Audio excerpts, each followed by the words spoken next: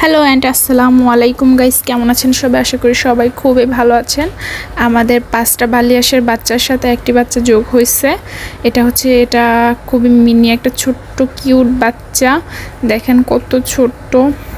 সবাই হয়তো বা ভাবছেন যে এই বাচ্চাটা আমি কোথা থেকে পেলাম। এটা আমাদের বাড়ির পাশেই বিল, ওই বিলে আর কি আমি সকালে ঘুম থেকে উঠে দেখি ওদের বাবা মা ওদেরকে নিয়ে বসে আছে। প্রায় 5-6টা বাচ্চা হবে ওখানে। আমি এত দূরে থেকে তো গুনতে পারিনি, কিন্তু বেশি হলে 5-6টা বাচ্চা হবে।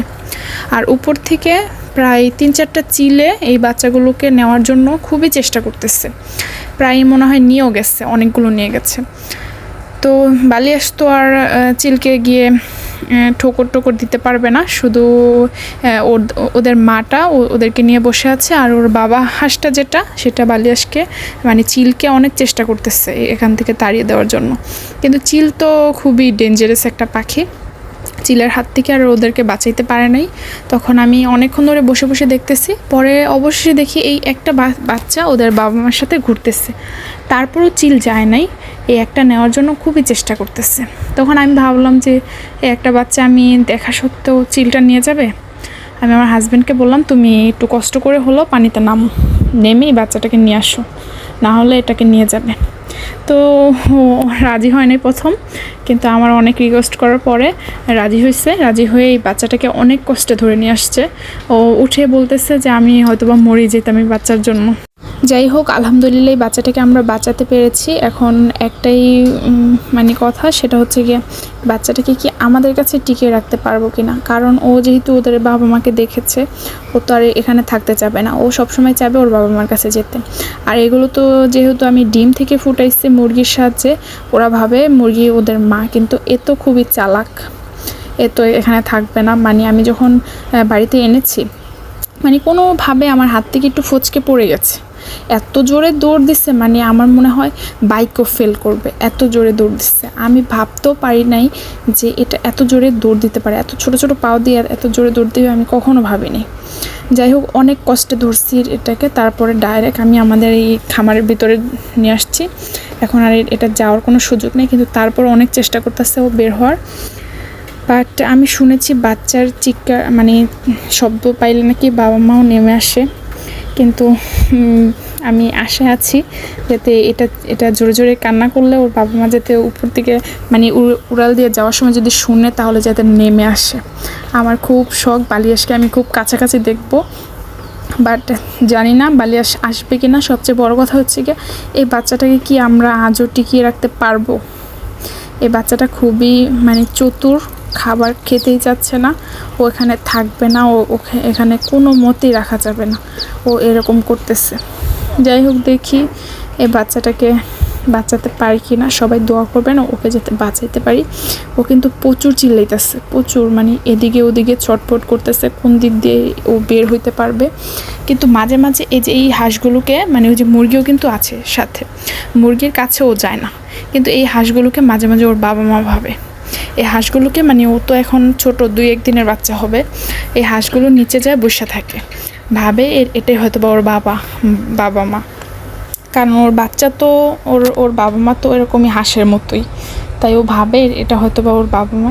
এটা ভেবে মাঝে মাঝে একটু মানে সান্ত্বনা পায়। আমি যেটা বুঝলাম, আমি অনেকক্ষণই এই হাঁসটা কি করতেছে না করতেছে আমি দেখতেছিলাম, তখন আমার কাছে এটাই মনে হলো। যাই হোক, আজকে 2 দিন হলো, আজকে প্রায় কয়দিন হলো, 2 দিন হলো, আজকে 2য় দিন বিকালবেলা আমি এই হাঁসটা আলহামদুলিল্লাহ এই পুরো 1 দিন খুবই ভালো ছিল। মানে খাওয়া দাওয়া না করলেও আমি জানি না ও কীভাবে বেঁচে আছে। বাট এই যে কচুরি পানা মাঝে মাঝে ও খায় 2-1টা। এখন দেখি 2 দিন তো টিকিয়ে রাখতে পারলাম, এখন সামনের দিনগুলো দেখি পারি কি না। এই যে দেখেন এখনও ছটফট করতেছে, আমাকে দেখলে ও কোন দিক দিয়ে যাবে, কোথায় পলাবে এই চিন্তা করে। মানে আমাকেও সহ্য করতে পারে না, কারণ আমরা তো ওকে নিয়ে আসছি ওদের বাবা মার কাছ থেকে, তাই আমাদেরকেও সহ্যই করতে পারে না। যাই হোক, হাঁসের সাথে যতটুকুই মানিয়ে নেয়, কিন্তু আমাদেরকে দেখলে ওর আর মাথা ঠিক থাকে না। সবাই আমাকে রিলস ভিডিওতে অনেকবারই কমেন্ট করে বলেছেন যে আপু এই হাঁসগুলো তো উড়ে যাবে বড় হলে, ওরা তো এখানে থাকবে না, আর তুমি কষ্ট করে পারলে কি হবে, হাঁসগুলো তো ভবিষ্যতে উড়ে যাবে।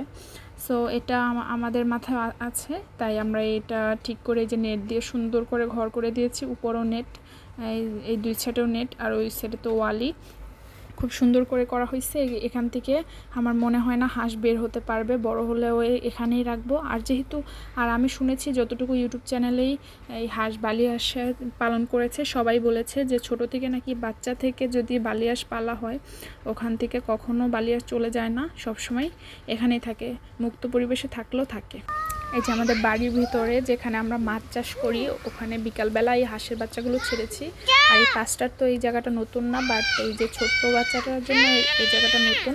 ও খুবই হ্যাপি, ও খুব মজা করে কচুরিপানা খাচ্ছে, আর এই যে বড় হাঁসগুলোকে ভাবছে ওর বাবা মা, এই কারণে ও আর চিৎকার বিক্রি করতেছে না। আর এদিকে উপরে ওদের যেটা অরিজিনাল বাবা মা, তারা কিন্তু ঘুরে বেড়াচ্ছে, হয়তো বা ওকে দেখছে কিনা আমি ঠিক জানি না, বাট দেখলে হয়তো বা নামতো, হয়তো বা দেখে নাই। ও যদি চিল্লান দিত, মানে চিউচিউ করতো, তাহলে হয়তো বা নামতো, বাট ও তো হ্যাপি আসছে, ওর আর কোনো দুঃখ কষ্ট নেই। ও তো এই বড় হাঁসগুলোকে বাচ্চা মানে মা মনে করতেছে। যাই হোক, সামনে এমনি যেতে হ্যাপি থাকে এই বাচ্চাগুলো, এটাই দোয়া করি। এই যে এই বাচ্চাগুলোকে আমি যখন নাকি রেখে দেওয়ার জন্য ধরতে যাই, তখন এই বাচ্চাগুলো এমনভাবে ডুব দেয়, মানে 2-3 মিনিট পানির নিচে থাকে। আমি মাঝে মাঝে ভাবি, এটার ভিতরে তো মাছ চাষ করি আমরা, আমি মাঝে মাঝে ভাবি এই মাছ টাছ ওদেরকে আবার খেয়ে ফেললো কিনা। পরে দেখি 2-1 মিনিট পরে পানির নিচ থেকে চলে আসে, মানে এখান থেকে যাবে না।